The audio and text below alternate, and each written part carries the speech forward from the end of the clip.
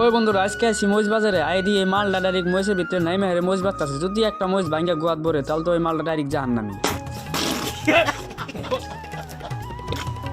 তার মানে বন্ধুরা আজকে আইছিলাম তোমার কাঁচা মরিচ বাজারে মরিচ বেচবার নিগে। তো বন্ধুরা এর দিয়ে মরিচের বাজারে যে মরিচের দাম আমি ভাবলাম আমি তো মরিচের বস্তা নিয়ে আমি নিয়েছি সোনার বস্তা।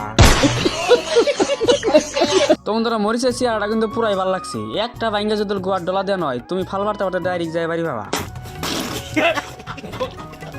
তো বন্ধুরা দেখতে দেখতে আঙ্গুর মরিচ কিন্তু বেচা লাগলাম 62 টাকা কেজি। এই যে দেখতেছেন মরিচ ডালটা আছে এনে কিন্তু মরিচের পাহাড় বানায় লাইছে। এটা কিন্তু চাড়াই ভেবে রেখে কিন্তু এনতি ডালে এনে কাটা করে এনতি ডালে এ গুষ্টি মারছে পিলবিল দিয়ে মরিচ নিয়েছি পিলবিল বুঝাই নো পয়সাই না যাব।